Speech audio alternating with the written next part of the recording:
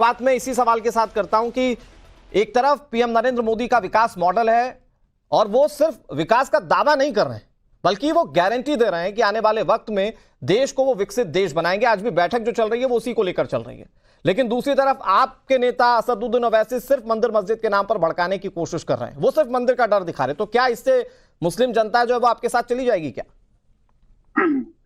देखिए, बात कौन किसको किस तरीके का डर दिखाता है, सुबह से लेकर शाम तक भारतीय जनता पार्टी के प्रमुख पद पर विराजमान देश के प्रधानमंत्री पीएम नरेंद्र मोदी से लेकर एक अदना सा कारकुन जो है बीजेपी का, तमाम का सुबह से लेकर शाम तक यही काम है। आप इससे बहुत अच्छे से वाकिफ भी होंगे अनुराग जी।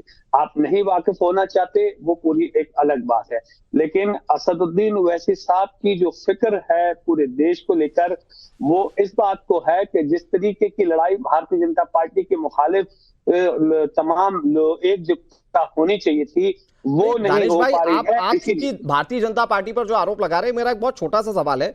बीजेपी वोट मांगते वक्त, क्योंकि अभी पीएम नरेंद्र मोदी की कई रैलियां हम देख रहे हैं, बीजेपी वोट मांगते वक्त कितनी बार कह रही है कि देखिए साहब हमने मंदिर बनवा दिया तो वोट दीजिए, और आपके नेता जब किसी सार्वजनिक मंच पर होते तो वो कितनी बार कहते हैं कि देखिए साहब हमारी मस्जिद चली गई, आप धर्म को बचाइए, आप ऐसा कीजिए, या वो कितनी बार डर दिखाने की कोशिश करते हैं कि अगर बीजेपी आई तो ऐसा नहीं ऐसा हो जाएगा।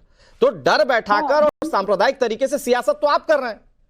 नहीं, बात यही तो है ना कि उन्होंने तो जो करना था वो उन्होंने कर लिया। 1990 के दशक में उन्होंने गैर कानूनी तरीके से जो करना था वो कर लिया।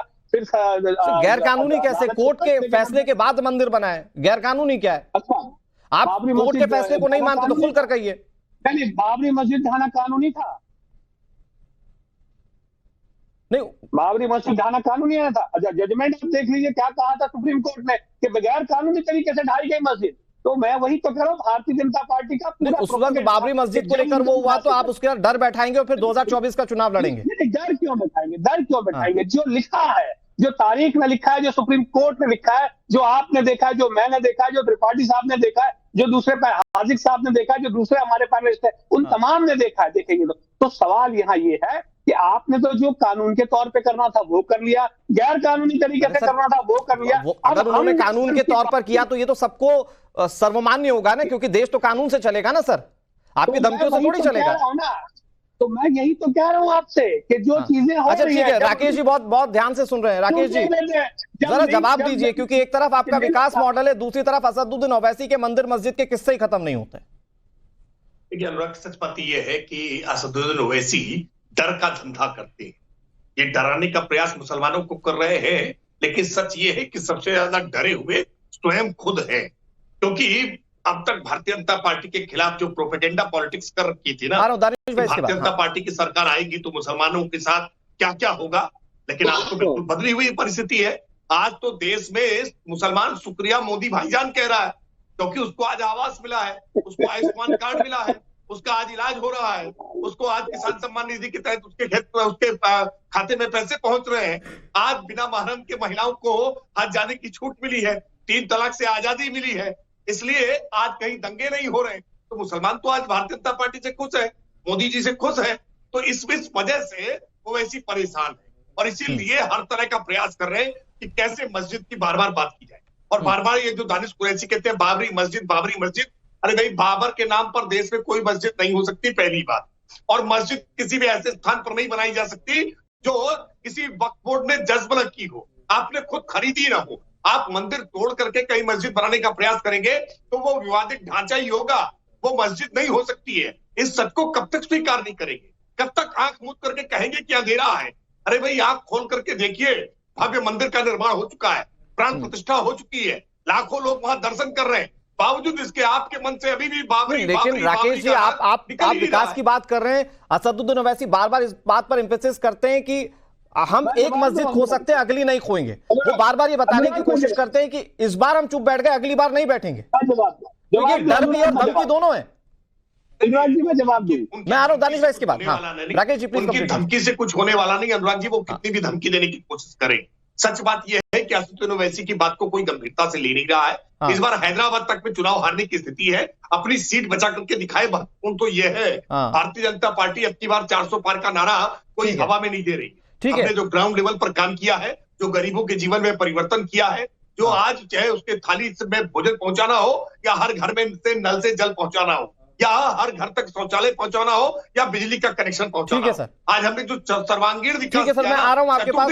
दानिश भाई बहुत देर से कुछ कहना चाह रहे हैं, एक छोटा सा रिएक्शन दानिश भाई से, फिर बाकी मैं दूसरे मेहमानों के पास जा रहा हूं, संजय राणा जी, हाजी खान, इसके बाद में आ रहा हूं आपके पास। दानिश भाई बहुत छोटा सा सवाल, और आप अपनी भी बात कह दीजिएगा बहुत छोटे से बात में। ये बताइए कि असदुद्दीन ओवैसी तो ये कोशिश कई सालों से कर रहे हैं, वो बंगाल गए, वो बिहार गए, वो राजस्थान चले गए, कई जगहों पर चले गए, लेकिन जनता है कि आपकी बात पर भरोसा ही नहीं करती है। चुनाव के नतीजे वो सिफर ही आते हैं आपके लिए। देखिए कोशिश, अल्लाह ने कोशिश में कामयाबी रखी है, ठीक है, कोशिश करना हमारा काम है और कामयाबी देना खुदा का। रह गई बात दूसरे नंबर नहीं सर, लेकिन कोशिश सही कीजिएगा तब तो सही परिणाम मिलेगा ना सर आपको। कोशिश सही करिएगा तब सही परिणाम मिलेगा आपको। भड़काने की सियासत करेंगे तो जनता नहीं मान रही आपकी बात। सुनिए आगे जवाब तो सुनिए। सवाल ये है कि त्रिपाठी जी ये कह रहे हैं कि मोदी भाईजान शुक्रिया, तुमने हमारा मौलाना आजाद छीन लिया। मोदी भाईजान शुक्रिया, तुमने एक अधिवक्ता का जिसने टनल में काम किया था उसका मकान छीन लिया। सर वो मकान मिला, सर मिसलीड मत कीजिए, वो मकान फिर मिला, वो मकान फिर मिला, वो गलती से टूटा था, गलत जगह बना था तब टूटा था। मिसलीड कर रहे हैं आप दानिश भाई। शुक्रिया नहीं, आप बताइए ना, मैं मोदी भाईजान की बात कर रहा हूं, मैं जिनकी बात कर रहे हैं त्रिपाठी साहब कि भाई मोदी को तो ये सिंपल सी बात, ये आंकड़े गवाही देते हैं। पिछली बार पीएम नरेंद्र मोदी जब 2019 में जीते थे तो ज्यादा मतों से जीते थे, तो ऐसा नहीं है कि सिर्फ एक तबके का वोट मिला था, वोट सबका मिला था। दानिश भाई मैं फिर आऊंगा आपके पास बहुत जल्दी से। आजिक खान मैं आपके पास आता हूं, फिर उसके बाद संजय राणा जी आपके पास आऊंगा, और फिर राकेश भाई एक बार फिर से आपके पास आता हूं। आजिक जी मुझे बताइए कोई ऐसी योजना जिसमें प्रधानमंत्री ने कहा नहीं साहब आपको नहीं देंगे, आजिक खान को नहीं देंगे, दानिश कुरैशी को नहीं देंगे, तो फिर चुनाव के लिए जब वोट मांगने जाते हैं तो फिर ये क्यों कहते हैं कि अब मोदी आ जाएंगे तो ऐसा नहीं ऐसा हो जाए? हाजी खान प्लीज, दानिश भाई प्लीज अब सुन लीजिए, हाजी जी कुछ कह रहे हैं। अनुराग जी बात यह है कि देश के अंदर चाहे भारतीय जनता पार्टी, कांग्रेस या कोई भी और पार्टी हुक्मरानी करेगी तो उसकी जिम्मेदारी बनती है कि देश के नागरिकों के साथ अच्छा व्यवहार करे। रही इस 2024 के चुनाव की जो बात कर रहे हैं असदुद्दीन ओवैसी और भारतीय जनता पार्टी की, ना तो हिंदुस्तान का मुसलमान मोदी जी से डरता, ना असदुद्दीन से डरता, ना हिंदुस्तान के किसी और से डरता। डरने की कोई बात नहीं है ना। हिंदुस्तान अल्लाह ला इलाहा इल्लल्लाह के मानने वाले हैं, अल्लाह के सिवा हम किसी से नहीं डरते। जुल्म करेगा कोई भी हुक्मरान वक्त, अगर उसको मौका मिलता है और वो अपनी देश की जनता के साथ जुल्म करता है तो हमने तारीख की नज़रों में कुछ ऐसे मनाजिर हैं, लम्हों ने ख़ता की है, सदियों ने सदा पाई है। जो भी अपने देश के नागरिक के साथ राष्ट्रभक्ति ये है कि हर नागरिक के साथ उसका जो अधिकार है उसको मिलना चाहिए। रही पार्टियों को वोट देने से पहले हिंदुस्तान के नागरिक को 2024 में ये फैसला करना होगा। एक सेकंड, मैं इसको बहुत सिंप्लीफाई करता हूं अपने दर्शकों के लिए। मसला यह है कि असदुद्दीन ओवैसी जब मंच पर होते हैं तो वो डर दिखाते हैं, वो बताते हैं कि आप अगर वोट दिया बीजेपी को तो आपकी मस्जिद नहीं बचेगी। तो ये मस्जिद ना बचने की गुंजाइश है क्या आज भारत में? अनुराग जी जो मस्जिद, इसी अल्लाह के नाम पर जिसको आप सर्वमान्य मानते हैं, इसी अल्लाह के नाम पर वो अपनी सियासत चमका रहे हैं डर बैठाकर। अनुराग जी जो मस्जिदों की खुदाई कर रहे हैं उनका इतिहास आप देख लीजिएगा। आज के बाद मैं जिंदा रहूं या मर जाऊं, एक बात अपनी कह रहा हूं, उसको आपके व्यूअर्स और उस पर फैसला लेंगे।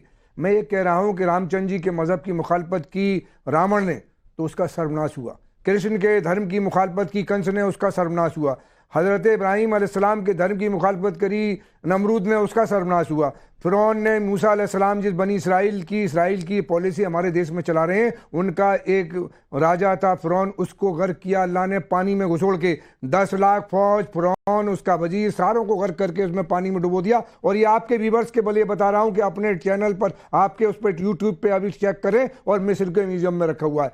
प्रॉफिट मोहम्मद सल्लल्लाहु अलैहि वसल्लम के चचा, खास चचा अबू लहब, जो आपकी पैदाइश पे सबसे ज्यादा खुश हुआ था, उसने और उनके चचा अबू जहल ने मुखालफत की तो अल्लाह ने उनका सर्वनाश किया। मस्जिदों पर राजनीति करने वालों का इतिहास हिंदुस्तान में भी है। मतलब 1947 से लेकर आज तक जिसने भी हिंदुस्तान में मस्जिद पर, बाबरी मस्जिद पर सियासत की है, चाहे वो मुसलमान हो या हिंदू हो, उनकी हालात आप देख लीजिए और आपको उसका मैं एक छोटी सी चीज